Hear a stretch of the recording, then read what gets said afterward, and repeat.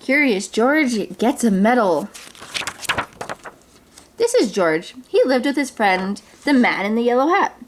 He was a good little monkey and was always very curious. George was alone this morning, looking at a picture book, when the doorbell rang. It was the mailman.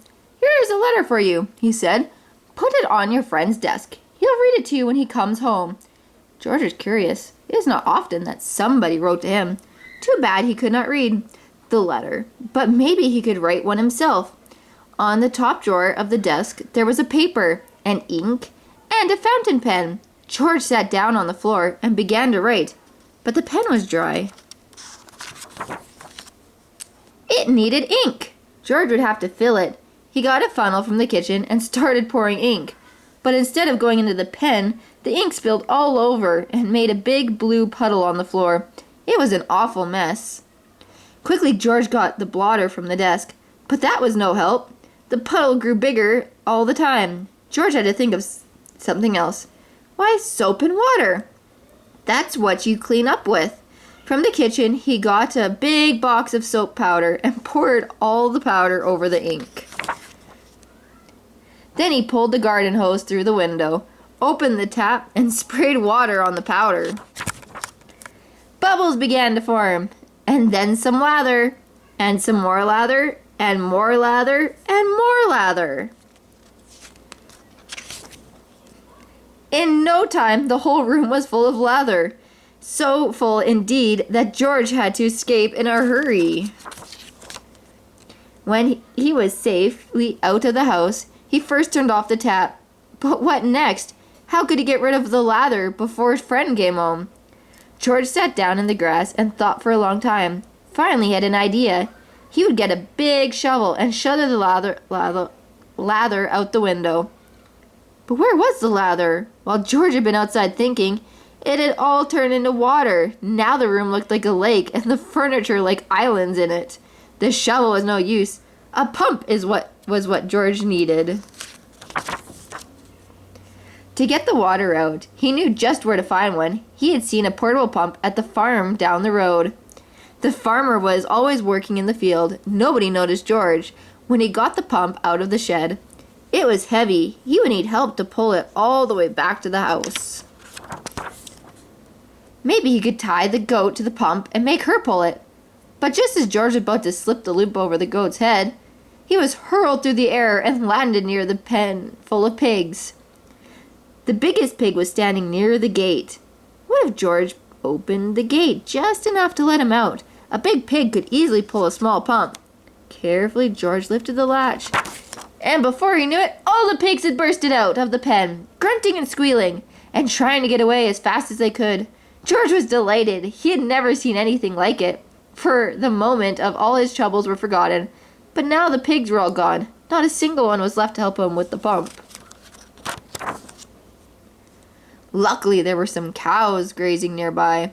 Cows were gentle and strong. It would mean nothing to a cow to pull the pump for him. This time, George was right. The cow did not mind being tied to the pump. She even let him climb on her back, and off they went. George was glad. Now he would soon be home with the pump out the room, and everything would be all right. Meanwhile, the farmer and his son had heard the squealing of the pigs. They rushed home from the fields, and now their hands were full catching all the pigs. Not until the last pig was safely back in the pen did they have time to look around. And what did they see? A little monkey riding on their cow, making off with their pump. The chase was on. George and the cow were ahead at first, but the pump was slowing them down. The farmers were getting closer and closer. Now they had almost caught up with them. But where was George? There he was, hiding in a shirt. The farmers had run past him, but on their way home, they had to come back over the same road. George did not feel safe in his hiding place. Just then, a truck came rattling down the road. George jumped aboard. Monkeys are good at jumping, and was gone before the farmers had a chance to see him. The truck drove to a part of town that George had never seen before. At last it stopped in front of a large building. It was a museum. George did not know what a museum was. He was curious. While the guard was busy reading his paper, George slipped inside. He walked up the steps and into a room full of all sorts of animals. At first, George was scared, but then he noticed that they did not move. They were not alive. They were stuffed animals put into museums so that everybody could get a good look at them. The next room, George saw something enormous. It took his breath away. It was a dinosaur. George was not scared this time. He knew it was not real. He looked at the dinosaur, and then at the baby dinosaur, and then he saw the palm tree full of nuts. George liked nuts. Suddenly he felt very hungry. He had missed lunch that day. He would climb up, and just then he heard footsteps. He had to hide again. But where? A family came in to take a look at the dinosaurs. They paid no attention to the little monkey who was standing there. The monkey did not move. He stood so still that they thought he was just another stuffed animal. George was glad when they were gone. Now he could pick the nuts. He climbed up the dinosaur's neck and started to pull, but the nuts would not come off. George did not know what they were. Did not know they were not real either. He pulled harder and harder, and the tree began to sway. Crash! Down came the tree on the dinosaur's head. Down came the dinosaur, and down came George. Guards came rushing in from all sides, and underneath the fallen dinosaur, they found a little monkey. They pulled him out of there and brought him to Professor Wiseman, who was the director of the museum. Professor Wiseman was terribly angry. "Lock that naughty monkey up right away," he said, "and take him back to the zoo. He must have run away from there." George was carried off in a cage. He felt so ashamed, he almost wished he were dead. Suddenly, the door opened. "George!" somebody shouted. "It is his friend with the man in the yellow hat. It seems you got yourself into a lot of trouble today," he said. "But maybe this letter will get you out of it. It's from Professor Wiseman. He needs your help for an experiment. I found it on my desk at home, but I couldn't find you anywhere, so I came over here to talk to the professor."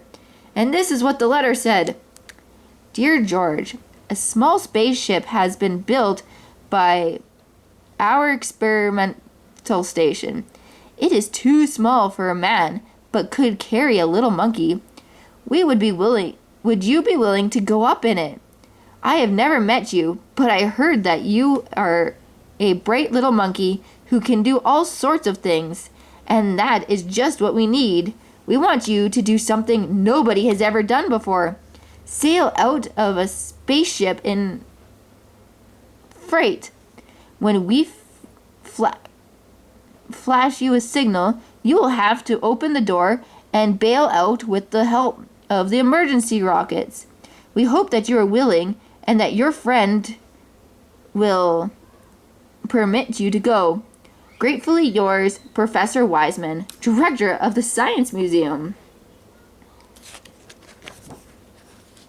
"So you are George," Professor Wiseman said. "If I had only known. Of course everything will be forgiven. If you're willing to go." They got the smallest size spacesuit for George, and all the other things he needs for the flight. Then they helped him put them on, and showed him how to use them. When everything was ready, a truck drove up with a special television. A screen mounted on it to watch the flight. They all got up and were off to the launching site. They checked all the controls of the spaceship, especially the lever that opened the door. George tried it too. The great moment had come. George waved goodbye and went aboard. The door was closed. Professor Wiseman began to count. 5, 4, 3, 2, 1, go! He pressed a button and the ship rose into the air. Slowly first, and then faster and faster and higher until they could no longer see it in the sky, but on the screen. They saw George clearly all the time. Now the moment had come for George to bail out. Professor Wiseman flashed the signal. They watched the screen. George did not move. Why didn't he pull the lever? In a few seconds it would be too late. The ship would be lost in outer space with George in it. They waited anxiously. At last George began to move, slowly as if in a daze. He was groping for the lever. Would he reach it in time? There! He grabbed it. The door opened. Hooray! George was on his way. Out of the blue, an open parachute came floating down to Earth. The truck raced over to the spot where George would land. What a welcome for George! Professor Wiseman hung a big golden medal around his neck. Because, he said, you were the first living being to come back to Earth from a space flight. And on the medal it said, to George, the first space monkey. Then a newspaper man took his picture and everybody started to cheer, even the farmer and his son, and the kind woman from next door, who had worked for hours to get the water out of the room. I'm proud of you, George, said the man with the yellow hat. I guess the whole world is proud of you today. It was the happiest day in George's life.